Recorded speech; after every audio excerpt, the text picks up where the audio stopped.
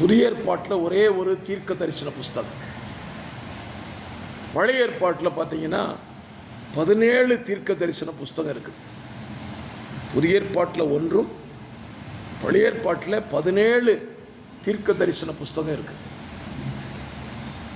பழைய ஏற்பாட்டில் தானியேலின் தீர்க்க தரிசன புஸ்தகத்தை படிக்கும்போது ஆண்டவர் அதை முத்திரை போடுன்னு சொல்லுவார்.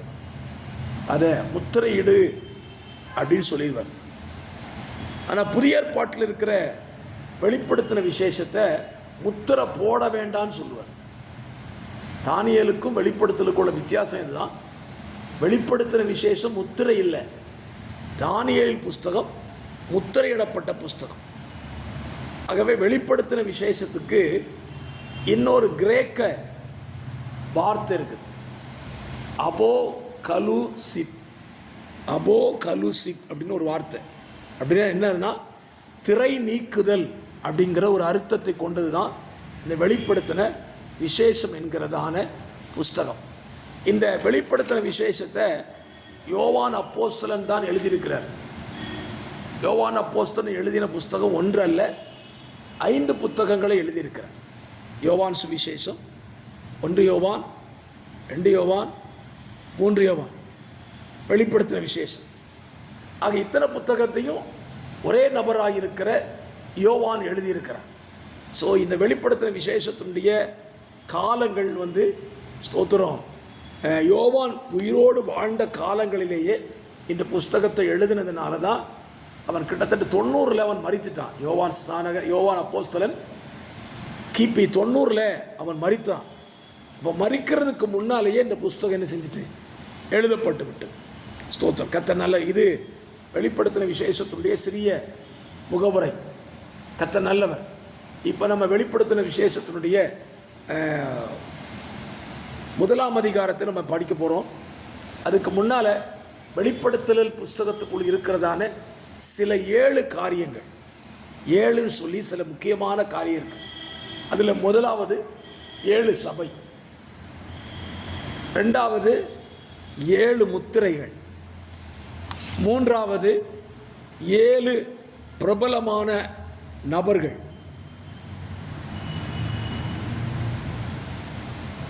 4வது 7 கலசங்கள்,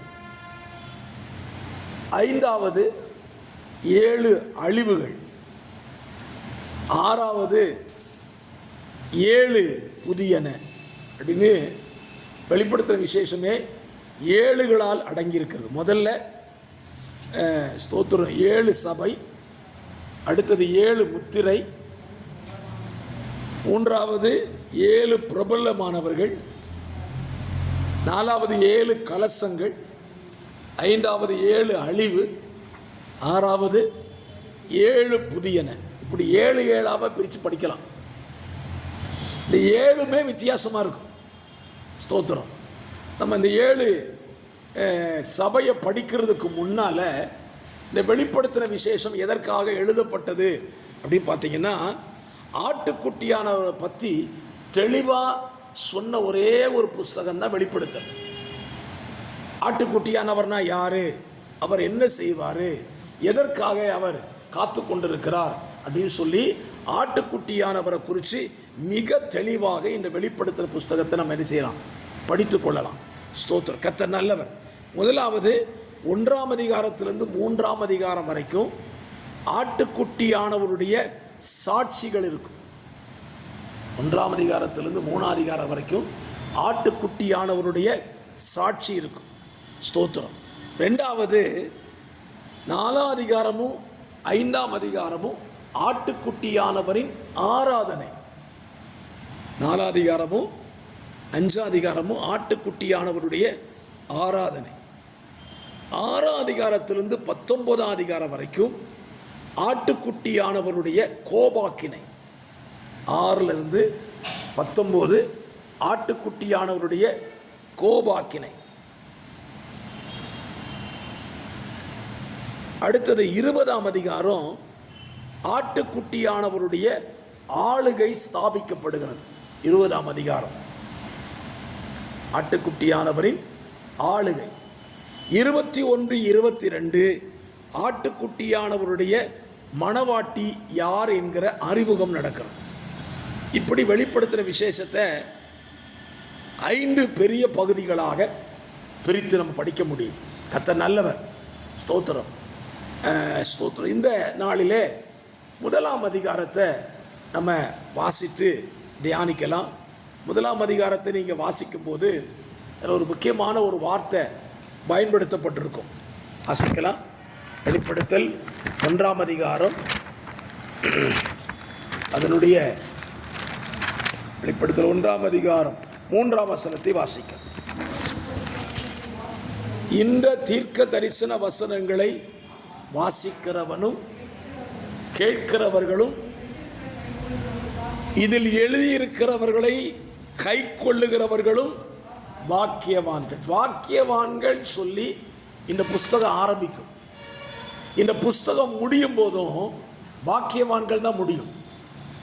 ஸ்தோத்திரம். வேத புத்தகத்தில் நீங்கள் அதுக்கு ஒரு வசனத்தை வாசிக்கலாம். 22ஆம் அதிகாரம் 7ஆம் வசனமும் 14ஆம் வசனம். இந்த புஸ்தகத்தில் உள்ள தீர்க்க தரிசன வசனங்களை கை கொள்ளுகிறவனும் பாக்கியவான். 14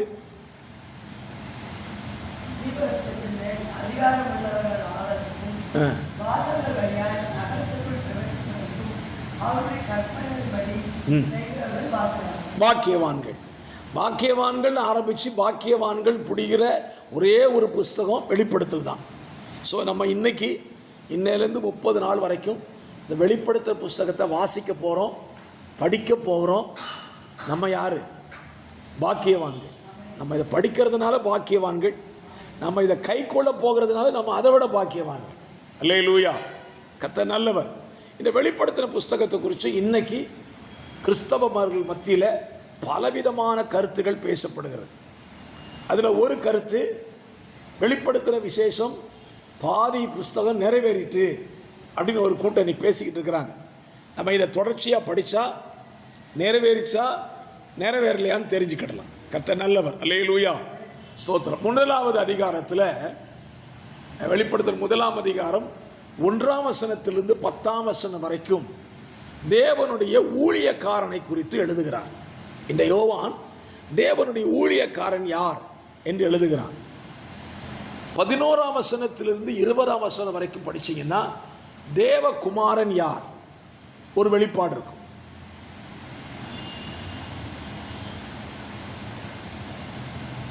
இந்த 1ஆம் அதிகாரத்தில் 2 பிரிவை வச்சுட்டு 2 பிரிவில் நமக்கு இருக்கிறது என்னது அப்படிங்கிறத நம்ம படித்து கொள்ள போகிறோம்.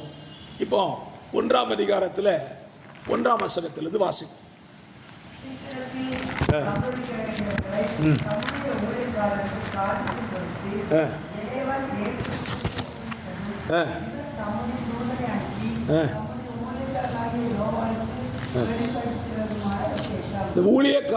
ஊழியக்காரன் திரும்ப திரும்ப அந்த வார்த்தை என்ன செய்தாங்க பயன்படுத்தப்படுகிறது. யோவான் யார்? கர்த்தருடைய ஊழியக்காரன். இப்போ நமக்குள்ள ஒரு கேள்வி எழுப்பலாம், ஏன் பேதுருவுக்கு கர்த்தர் இதை வெளிப்படுத்தலை, யோவானுக்கு ஏன் வெளிப்படுத்தினாரு அப்படின்னு கேட்டால் அதுக்கு ஒரு காரணம், யோவான் இயேசுவின் மார்பிலே என்ன செஞ்சிட்டான்? சாய்ந்தே இருந்துட்டான். ஸோ ஆண்டவர் அவனை மட்டும் எடுத்து, அவனுடைய மரணம் மாத்திரம்தான் இயற்கையாக நடந்த மரணம். மற்ற எல்லாருமே இரத்த சாட்சியாக மரித்தாங்க. யோவான் அப்போஸ்தலன் மட்டும்தான் நல்ல முதிர் வயதில் 90வது வயதில் இயற்கை மரணம் அடைந்தார். கர்த்தர் அவனுக்கு ஏகப்பட்ட வெளிப்பாடுகளை கொடுத்து வைத்திருக்கிறார். ஸ்தோத்திரம். கர்த்தர் நல்லவர். ஆமென். ஸ்தோத்திரம். இந்த 1ஆம் அதிகாரத்தினுடைய ஸ்தோத்திரம் 4ஆம் வசனத்துக்கு வந்தீங்கன்னா வெளிப்படுத்துகிற விசேஷத்தை ஏன் எழுத வைக்கிறார் அப்படின்னு கேட்டால், 7 சபைகளுக்கு தேவன் இந்த ஊழியக்காரனாக இருக்கிற யோவானுக்கு சில வெளிப்பாடுகளை கொடுக்க போகிறார். அதனால தான் 7 சபைகளுக்கு எழுதக்கூடிய செய்தியை இந்த யோவான் கையில் கர்த்தர் என்ன செய்கிறார்? கொடுக்கிறார். ஸ்தோத்திரம். கர்த்தர் நல்லவர். ஸ்தோத்திரம். அதனுடைய ஸ்தோத்திரம். இந்த 5ஆம் வசனத்தை வாசிக்கலாம். 5ஆம் வசனம்.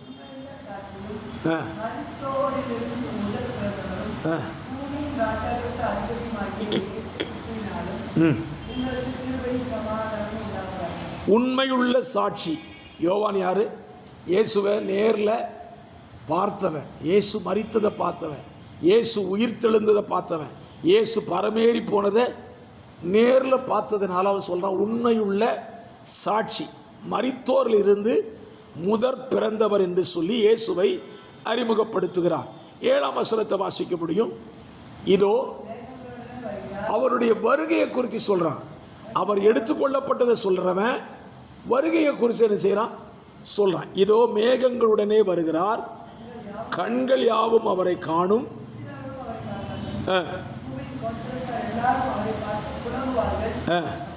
அப்படியே ஆகும். இந்த வசனத்தை நம்ம கொஞ்சம் தியானிக்கலாம். ஒரு வசனத்தை படிக்கும்போது அதில் நிறைய கேள்வி வரணும். இப்போ நான் வாசிக்கிறேன், மேகங்களுடனே வருகிறார். இந்த வருகை எப்போ உள்ள வருகை? தேவன் மேகங்களுடனே வருகிறார்ல, இந்த வருகை சபை எடுத்துக்கொள்ளப்படுகிற வருகையா இல்லை பகிரங்க வருகையா? பகிரங்க வருகை தானா? கன்ஃபார்ம் தானா? சரி, இப்போ அடுத்த வார்த்தையை படிங்க. கண்கள் யாவும் அவரை காண. அப்போ நமக்கு ஒரு கிளாரிட்டி கிடைக்குது. ஏன்னா ரகசிய வருகையில் உலகம் யாரை பார்க்காது? இயேசுவை பார்க்காது. உலகம் இயேசுவை பார்க்க வேண்டுமானால் இயேசு பகிரங்கமாக என்ன செய்யணும்? வரணும். அடுத்தது, அவரை குத்தினவர்களும் அவரை காண்பார்கள். இப்போ ஒரு கேள்வி இல்லை, இயேசுவை குத்தினது யாரு? போர் சேவகர்கள், அப்படிதானே? அப்போ அவங்க உயிரோடு இருக்காங்களா? அப்போ எப்படி பார்ப்பாங்க? இயேசுவை குத்தினவன் ரோம போர் சேவகர். பைபிள் இருக்குது, அவரை குத்தினவர்களும் அவரை காண்பார்கள். எப்படி இருப்பாங்க? இல்லை, இயேசுவின் பகிரங்க வருகையில் உயிர்த்தெழுதல் நடக்காது. அது நம்ம பின்னால் படிக்கலாம். உயிர்த்தெழுதல் எப்பெல்லாம் நடக்குங்கிற படிக்கலாம். இந்த குத்தினவர்களும் காண்பார்கள் அப்படின்னா நம்ம ஒரு காரியத்தை புரிஞ்சுக்கிடலாம். இஸ்ரவேல் ஜனங்கள் எகிப்திலிருந்து புறப்படுறாங்க. கர்த்தர் சொன்னார், இவங்களுக்கு எங்கே கொண்டு போக போகிறேன்? கானானுக்கு கொண்டு போக போகிறேன். ஆனால் கானானுக்குள்ளே போனது யாரு? கானானுக்குள்ளே போனது எருசலேமிலிருந்து புறப்பட்ட 6 லட்சம் புருஷனுடைய சந்ததிகள் போச்சு, பிள்ளைகள் போச்சு. அப்படின்னா நான் இப்படி விசுவாசிக்கிறேன், இயேசுவை குத்தினவனுடைய சந்ததிகள். இப்போ எங்கள் அப்பா இயேசுவை குத்தி இருந்தா எனக்கு சொல்லியிருப்பார், நான் இயேசுவை குத்தின நபர்னு. நான் யாருக்கு சொல்லுவேன்? என் சந்ததியை கேட்ட நான் சொல்லுவேன், நான் இயேசுவை குத்தினவர்களுடைய சந்ததி அப்படின்னு ஒரு ஹிஸ்டரி சொல்லுவேன். இந்த சந்ததி ரட்சிக்கப்படாமலேயே எப்போ வரைக்கும் இருக்க போகுது? இயேசுவின் பகிரங்க வரைக்கும் இந்த குத்தினவருடைய சந்ததி இருக்கும். அதனாலதான் சொல்றாரு, குத்தினவர்களும் காண்பார்கள். குத்தினவன் காண்பார்கள், இதுல குத்தினவர்கள். அப்போ இயேசுவின் சந்ததியில அந்த இயேசுவை குத்தினவனுடைய சந்ததி இன்றைக்கும் ரட்சிக்கப்படாமலே என்ன செஞ்சிட்டு இருக்குது? போய் கொண்டிருக்கிறது. சரி, அடுத்து பாருங்க, பூமியின் கோத்திரத்தார் எல்லாரும் அவரை பார்த்து புலம்புவார்கள். ஏன் அவரை பார்த்து புலம்பணும்?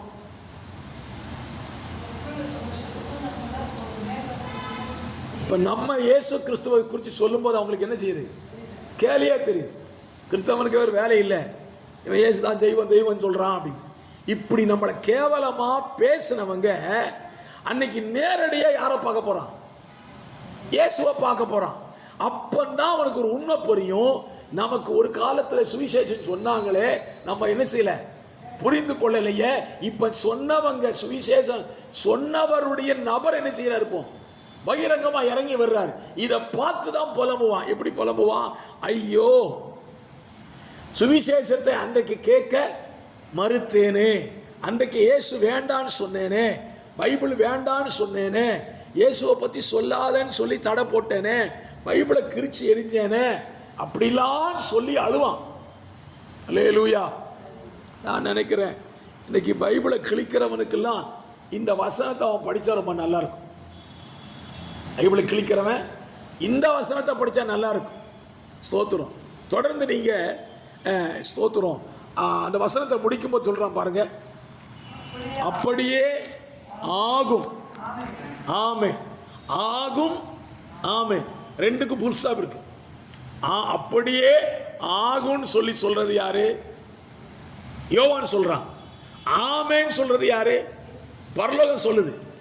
அப்ப நான் சொல்றேன், நான் ஆகும்னு சொல்றத பரலோகம் ஆமேன்னு சொல்லும். அல்லேலூயா.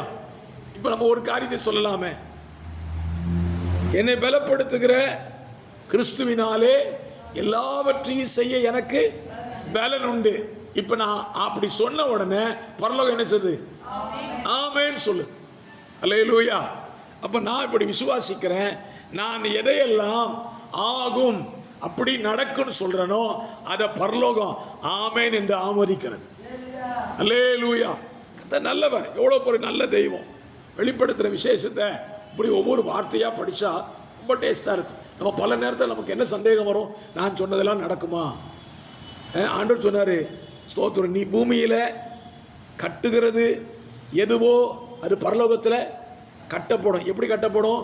பூமியில் நான் கட்டுறேன் அப்படின்னு சொன்ன உடனே பரலோகம் என்ன செய்துப்போம்? ஆமேன்னு சொல்லுது. நம்ம கட்டின உடனே பரலோகம் ஆமோதிச்ச உடனே அது கட்டப்படுகிறது. அல்லேலூயா, அல்லேலூயா. கர்த்தர் நல்லவர். சரி, 9ஆம் வசனத்துக்கு வரலாம். இப்ப யோவான் தன்னை குறித்து சொல்லுகிறான். 8ஆம் வசனத்தில் அவன் தேவனை குறித்து சொல்றான். அவர் எப்படிப்பட்டவர்? இருந்தவர், இருக்கிறவர், வருகிறவர், சர்வ வல்லமை உள்ள கர்த்தர். அடுத்து சொல்றாரு, நான் அல்பா ஒமேகா, ஆதி அந்தம். இந்த 8ஆம் வசனத்தை யோவான் தேவன் சொல்றது அப்படியே சொல்றான். தேவன் எப்படி சொல்றாரு? இருக்கிறவர், அடுத்தது இருந்தவர், வருகிறவர், சர்வ வல்லமை உள்ள தேவன். இந்த 4 வார்த்தை எங்க இருக்குன்னு கேட்டீங்கன்னா பழைய ஏற்பாட்டில் இருக்கு.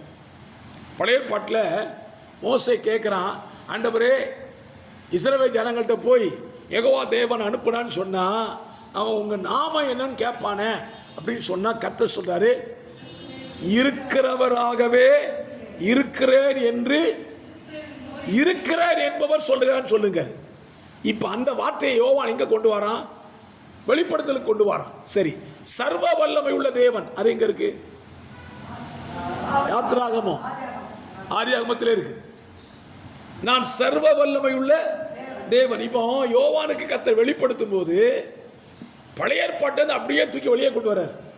சரி, இப்போ அல்பா இது எங்க இருக்கு? நான் அல்பாவும் ஒமேகாவும் ஆதியும் அந்தவுமா இருக்கிறேன். இது எங்க இருக்கு? பழைய ஏற்பாட்டில் இல்லை. புதிய ஏற்பாட்டில் தன்னை குறித்து சொல்லும்போது நான் அல்பா, நான் தான் ஆதி, நான் தான் முடிவு, ஸ்தோத்திரம், நான் தான் கடைசி, இதையும் சொல்றார். இப்போ நம்ம ஆண்டவர் தன்னை அறிமுகப்படுத்தும் பொழுது நான் பழைய ஏற்பாட்டுக்கும் தெய்வம், புதிய ஏற்பாட்டுக்கும் தேவன். அல்லேலூயா. கர்த்தர் நல்லவர். சரி, இப்போ 9ஆம் வசனத்துக்கு வாங்க. இதை எழுதுகிற யோவான் தன்னை குறித்து எழுதுகிறான். என்னைக்குமே ஆண்டவரை குறிச்சே பேசும்போது நம்மளை குறித்து நம்ம என்ன செய்யணும்? பேசணும். நம்மளை குறித்து பேசுறதுக்கு ஒரு பகுதியை நான் ஞாபகப்படுத்த விரும்புகிறேன். ஆண்டவர் யோபு கிட்ட பேச போறார். பேசும்போது ஆண்டவர் தன்னை சொல்லுகிறார். தன்னை யாருன்னு சொல்றாரு? யோபு சொல்லுவான், தூளிலும் சாம்பலிலும் இருக்கிற நான் பேச. தன்னை தூளும் சாம்பலிலும் தான் சொல்றாங்க. நான் ஒண்ணுமே கிடையாது ஆண்டவரே, நீங்க சர்வ வல்லமை உள்ள தேவன். ஆகவே இப்ப யோவான் தன்னை குறித்து சொல்றான் 9ஆம் வசனத்துல, உங்கள் சகோதரனும் இயேசு கிறிஸ்துவின் நிமித்தம் வருகிற உபத்திரவத்துக்கும் ராஜ்யத்திற்கும் பொறுமைக்கும் உங்கள் உடன் பங்காளியுமாய் இருக்கிற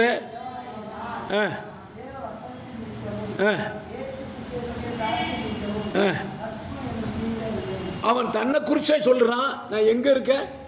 பத்மோ தீவில் இருந்தேன் என்று எழுதுகிறான். அப்ப இந்த புஸ்தகத்தை அவன் எழுதும் போது பத்மோ தீவில் இல்லை, பத்மோ தீவில் அவன் அனுபவிச்சதை தரிசிச்சதை அவன் ஆசியாவுக்கு வந்து தான் எழுத ஆரம்பிக்கிறான். இப்போ அவன் சொல்றான், நான் எப்படிப்பட்டவன்?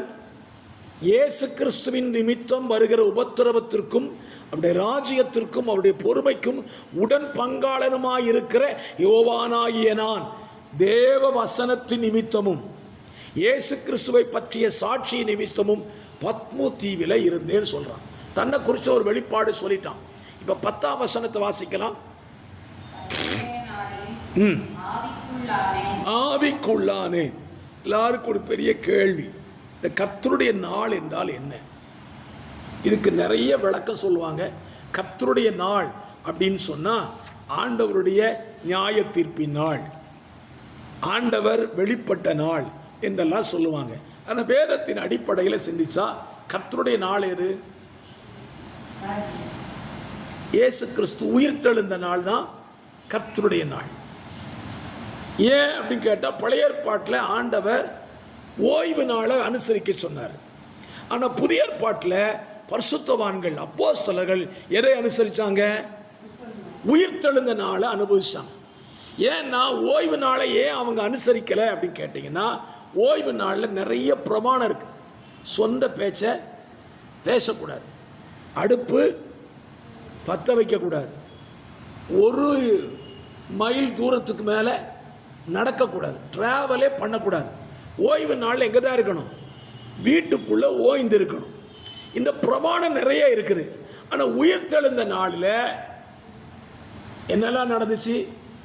உயிர்த்தெழுந்த நாளில் இங்கே கவனிச்சிங்கன்னா, ஆண்டவருடைய சீஷிகளாக இருந்தவர்கள் கல்லறைக்கு போனாங்க. ஆண்டவர் உயிர்த்தெழுந்த நாளில் மரியாள் கூட பேசினார். ஆண்டவர் உயிர்த்தெழுந்த நாளில் தேவதூதர்கள் வெளிப்பட்டார்கள். ஸோ ஓய்வு நாளை விட உயிர்த்தெழுந்த நாள் மிக அற்புதமாக இருந்ததுனால அப்போஸ்தலர்கள் ஓய்வு நாளை அனுசரிக்கிறத பார்க்கிலும் உயிர்த்தெழுந்த நாளை என்ன செஞ்சாங்க? அனுசரித்தார்கள். அப்போ உயிர்த்தெழுந்த நாளில் ஒரு விசுவாசி கர்த்தருடைய பிள்ளை எப்படிப்பட்டவனாய் மாறணும்? 10ஆம் வசனம் இருக்குது, கர்த்தருடைய நாளில் ஆவிக்குள்ளானே. ஸ்தோத்திரம். இந்த ஆவிக்குள்ளாக மாறுறதுங்கிறது சாதாரண காரியமே அல்ல. ஸ்தோத்திரம். ஆவியில நிறையிறது வேற, ஆவியில நிரப்பப்படுவது வேற, ஆவிக்குள்ளாக மாறுவது வேற. இப்ப இந்த வசனத்திலிருந்து நம்ம படிக்க போகும்போது எல்லா பாடமுமே யோவான் ஆவிக்குள்ளாக இருந்து கண்டவைகளை தான் எழுதுகிறான். இப்போ அவன் இங்கே எழுதல, மாம்சத்தில் பார்த்ததை அவன் எழுதவே இல்லை. இதெல்லாம் ஆவியில கண்டதை அவன் எழுதுகிறான். இப்போ ஆவியில் அவன் முதல் எதை காண்கிறான் அப்படின்னு நீங்க பார்த்தீங்கன்னா, இந்த ஆட்டுக்குட்டியானவரை பார்க்கிறான். யோவான் ஆட்டுக்குட்டியானவரை பார்க்கும் பொழுது அவன் எப்படி அதை உணர்கிறான் அப்படின்னு கேட்டீங்கன்னா, ஸ்தோத்திரம் ஸ்தோத்திரம். அந்த வசனத்தினுடைய 13ஆம் வசனத்தை வாசிக்கலாம். 13ஆம் வசனம்.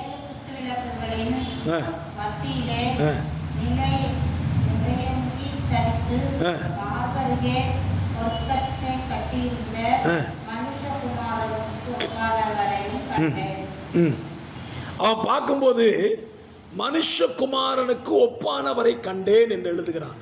இந்த மனுஷகுமாரன் யார் அப்படின்னு பார்த்தீங்கன்னா, அவன் பூமியில இருக்கும்போது நேரடியாய் கண்ட இயேசு கிறிஸ்து. அவன் இயேசுன்னு சொல்லல, அவருக்கு ஒப்பானவரை கண்டேன். அப்ப அவனுக்கு ஒரு சின்ன டவுட் இருக்குது, இது இயேசுதானா? மனுஷகுமாரனுக்கு ஒப்பானவர், அவரை போல இருக்கிறார். இப்ப ஆண்டவர் தன்னை யோவானுக்கு வெளிப்படுத்தும் பொழுது எப்படி வெளிப்படுத்துகிறார் பாருங்க. அந்த வசனத்தில் 14ஆம் வசனத்திலிருந்து வாசிச்சிங்கன்னா, அவருடைய சிரசும் மயிரும் வெண் பஞ்சை போலவும் உறைந்த மழையை போலவும் வெண்மையாயிருந்தது. இன்னைக்கு இயேசு கிறிஸ்து போட்டோ எப்படி இருக்கு? இயேசு கிறிஸ்துக்கு முடி கருப்பா இருக்கு. ஆனால் யோவான் சொல்றான், நான் அவரை பார்த்தபோது எப்படி இருந்தாரு? தலை மயிரும் தலையும் வெள்ளையா இருந்துச்சுன்னு சொல்றாரு. ஸ்தோத்திரம். அடுத்து சொல்றான், அவருடைய கண்கள் அக்கினி ஜுவாலையா இருந்தது. இன்னைக்கு இயேசுநாதர் போட்டோ எப்படி போட்டிருக்காங்க? அன்பா பார்க்குற மாதிரி போட்டிருப்பாங்க. ஆனால் இயேசு கிறிஸ்து அப்படி இல்லை, அக்கினி ஜுவாலையா இருக்கிறார். அவருடைய பாதங்கள் உலைக்களத்தில் காய்ந்த பிரகாசமான வெண்கலம் போல இருந்தது. பெருவெள்ள இரைச்சல போறது, சத்தம் பயங்கரமா இருந்துச்சு. ஸ்தோத்திரம். வலது கரத்திலே 7 நட்சத்திரங்களை ஏந்தி கொண்டிருக்கிறார். கருக்குள்ள பட்டயம் புறப்பட்டது. இப்போ யோவானுக்கு பிரச்சனை என்னன்னா, இயேசுவை பார்க்கும்போது அப்படி இல்லை, அவர் மனுஷகுமாரனா இருந்தார். ஆனா இவரை பார்த்தா ரொம்ப வித்தியாசமா இருக்காரு. முகம் சூரியனை போல பிரகாசிக்குது, கண்ணு அக்கினி ஜுவாலையா எரியுது. அது மட்டும் இல்லாம அவர் கையில் என்ன வச்சிருக்கிறாரு? நட்சத்திரத்தை வச்சிருக்கிறாரு. வாயிலிருந்து பட்டயம் புறப்படுது. இதெல்லாம் பார்த்த உடனே யோவானுக்கு ஒரு பிரச்சனை. அந்த 17ஆம் வசனத்தை வாசிக்கும் போது, கண்டபோது செத்தவனை போல விழுந்தேன். உண்மையிலே சொல்லுவேன், ஆவியில ஒரு நிறைகிற தேவ ஜனம் தேவ சமூகத்துல தன் நிலை மறந்து தான் இருப்பான். அல்லேலூயா. நான் நிறைய நேரத்தில் பாருங்க, ஆவியில் நிறையும் போது பக்கத்தில் யார் இருக்கான்னு தெரியும். பக்கத்தில் யார் உட்கார்ந்துருக்கான்னு பார்ப்பாங்க, கண்ணை திறந்து பார்ப்பாங்க. நான் யோவான் சொல்றான், இல்லை, நான் ஆவியில நிறைஞ்சா செத்தவனை போல விழுந்தேன். செத்தவனை போல விழுந்த உடனே ஆண்டவர் அவன் சொல்லார் பாருங்க, அவர் தம்முடைய வலது கரத்தை என் மேல் வைத்து என்னை நோக்கி, பயப்படாதே, நான் முந்தினவரும் பிந்தினவரும் உயிர் உள்ளவருமாயிருக்கிறேன். யோவானுக்கு இப்போ இன்னொரு வெளிப்பாடு கொடுக்கிறார். முதல்ல இருந்தவர், இருக்கிறவர், அல்வா ஒமேகான்னு சொன்னாரு. இப்போ என்ன சொல்றாரு? நான் முந்தினவர். அப்படின்னா யாருன்னா? நான் இயேசு. யோவானே, நீ மனுஷகுமாரன் பார்த்தீல்ல, அந்த இயேசு நான் தான். பிந்தினவரும் நான். இப்போ நீ பார்த்துக்கிட்டு இருக்கல, இது நான் தான். அடுத்து சொல்றாரு, நான் உயிர் உள்ளவராயிருக்கிறேன். அடுத்து இன்னொரு சொல்றாரு பாருங்க, மரித்தேன் ஆனாலும் சதா காலங்களிலும் உயிரோடு இருக்கிறேன். இது யோவானுக்கு வெளிப்படுத்தல். மரித்தேன், சிலுவையில மரித்தேன் சொல்றாரு. அடுத்து சொல்றாரு, சதா காலங்கள் நான் என்ன செய்யறேன்? உயிரோடு இருக்கிறேன் சொல்றாரு. அல்லேலூயா சொல்லுங்க பார்ப்போம். கர்த்தர் நல்லவர். இப்போ சொல்லிட்டு சொல்றாரு பாருங்க, அந்த வசனத்துல உயிரோடு இருக்கிறேன் ஆமேன் சொல்றார். இந்த ஆமேன் அப்படின்னு படிக்கும் போதெல்லாம் எங்கேருந்து வார்த்தை வருது? பரலோகத்திலிருந்து சொல்லுது. இயேசு சொல்றதையும் ஆமேன் சொல்றாரு, நான் சொல்றதுக்கு என்ன செய்யறாரு? ஆமேன் சொல்றார். அல்லேலூயா ஸ்தோத்திரம். திரும்பவும் சொல்றார் பார், நான் மரணத்துக்கும் பாதாளத்துக்கும் திறவுகோலை உடையவராயிருக்கிறேன். இதில் ஒரு வார்த்தையை சொல்றேன், நான் மரணத்துக்கும் பாதாளத்துக்கும் திறவுகோல் யார்கிட்ட இருக்குது? ஆண்டவன்கிட்ட இருக்கு. சரிதானா? இப்போ ஒரு கேள்வி இதில் இருக்கு. மரணத்துக்கு அதிகாரியான பிசாசு ஆண்டவரே சொல்றாரு. மரணத்துக்கு அதிகாரி யார் தான்? சாத்தான். ஆனா யோவானுக்கு சொல்லும்போது சொல்றாரு, நான் மரணத்திற்கும் பாதாளத்துக்கும் உள்ள திறவுகோல் என் கையில தான் இருக்குது. அப்ப ஆண்டவர் திறக்காம ஒரு மனுஷன் மரிக்க முடியாது. பிசாசே நினைச்சாலும் சரி, ஆண்டவர் சாவி திறந்தாதான் மரணம் நடக்கும். நேற்றுக்கு நம்முடைய சபையில் அவ்வப்போது வந்து போகிற ஒரு தம்பி, உங்களுக்கு தெரியும் நினைக்கிறேன், ஜான் ஒரு தம்பி வருவான். நேற்றுக்கு ஆராதனைக்கு கிளம்பி போன நேரத்தில் பைக்கிலேருந்து கீழே விழுந்து அவனுக்கு ஷோல்டர் எலும்பு ஒழிஞ்சு போச்சு. இப்போ கெட்டு போட்டு வீட்டில் இருக்கிறான். அவன் இன்னைக்கு காலையில் பேசும்போது சொன்னான், நேற்றுக்கு நான் மரித்திருந்தா இன்னைக்கு நீங்கள் ஜிஹெச் வாசல் நின்று அழுதுருப்பீங்க அப்படின்னு சொன்னான். இந்த வசனத்தை படிக்கும்போது ஞாபகம் வருது, மரணத்துக்கு திறவுகோலை வச்சிருக்கிறவர் திறக்கலைன்னு சொன்னா எனக்கு மரணம் வராது. அல்லேலூயா. அவர் தெளிவாக சொல்றார், நான் மரணத்துக்கும் பாதாளத்துக்கும் உரிய திறவுகோலை வச்சிருக்கிறேன். மரணத்துக்கு அவர் திறந்தாதான் மரணம் வரும். சரி, இப்போ இன்னொரு விஷயம், நம்ம பிசாசை பாதாளத்துக்கு அனுப்ப முடியுமா? பல நேரத்தை ஜோம் பண்ணும்போது சொல்லுவோம், பிசாசை உன்னை என்ன செய்கிறேன்? பாதாளத்துக்கு அனுப்புகிறேன். அவன் சொல்லுவான், டேய், இயேசுநாதர் சாவியை வச்சு திறக்காம நான் எங்கே போக மாட்டேன்? பாதாளத்துக்கு போக மாட்டேன். நீ அனுப்ப முடியாது. இயேசு கிறிஸ்துவே பிசாசை எங்கே அனுப்பல? பாதாளத்துக்கு அனுப்பல. இப்போ பிசாசு எங்கே இருக்கான்? பூமியில் இருக்கான். கடந்த நாட்களில் ஒரு பெரிய சர்ச்சை ஆகி போச்சு. பிசாசு எங்கே போயிட்டான்? பாதாளத்தில் அடைச்சி போட்டான்னு சொல்லி. நான் சொல்லுவேன், பிசாசை ஆண்டவர் பாதாளத்தில் எப்போ அடைப்பாருன்னா 1000 வருஷ அரசாட்சி துவங்கும் போது தான் பாதாளத்தில் அடைப்பார். அதுக்கு முன்னால் பிசாசு இப்போ எங்கே இருக்கான்னு கேட்டிங்கன்னா வான மண்டலங்களில் இருக்கிறான். அவன் வான மண்டலத்தில் என்ன செஞ்சுட்டு இருக்கிறான்? இப்போ உலாவி இப்போ நான் பேசுகிறத கூட அவன் கேட்டுட்டு தான் இருப்பான். என்ன குறிச்சா பேசுகிற பாரு, இரு உனக்கு வேட்டு வைக்கிறேன். நான் சொல்லுவேன், என்ன ஒன்றுமே செய்ய முடியாது. ஏனென்றால் மரணத்துக்கும் பாதாளத்துக்கும் திறவுகோலை உடையவர், அவரைத்தான் ஆராதிக்கிறேன். அவர் சொல்லாம எனக்கு மரணமும் வராது, என்ன நீ ஒன்றும் செய்யவே முடியாது. அப்படிதானே பாத்திமா சிஸ்டர்? போராட்டம் நம்மளை ஒன்றும் செய்யாது. இப்படி சொல்லணும். ஆண்டவரே, மரணத்துக்கு பாதாளத்துக்கு திறவுகோல் யார்கிட்ட தான் இருக்கு? உங்ககிட்ட தான் இருக்குது. நீங்க சொன்னாதான் எனக்கு வாசல் திறக்கும். இப்ப வான மண்டலத்தில் கேட்டுக்கொண்டிருக்கிற பிசாசே, உனக்கும் சொல்லிருந்தேன், ஒரு செல்லா காசு நீ. ஆமே, நீ செல்லா காசு தான். நீ என்ன வேணாலும் திட்டம் போடு. எங்க அப்பா இயேசு என் பிள்ளைய கைவிடான்னு சொல்ற வரைக்கும் என் மேல கை வைக்க முடியாது. அல்லேலூயா. கர்த்தர் நல்லவர். அல்லேலூயா. ஸ்தோத்திரம். இப்ப இந்த வசன அதிகாரத்தை முடிக்கலாமா? 19ஆம் வசனத்தை பாருங்க. நீ கண்டவைகளையும் சம்பவிக்க போகிறவைகளையும் எழுது.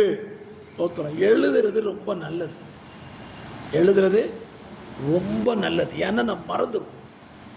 ஆண்டவர் யோவானுக்கே சொல்றாரு, நீ எழுது. எனக்கு ஒரு நல்ல பழக்கம், நான் எடுக்கிற எல்லா மெசேஜையும் டைரியில எழுதுவேன்.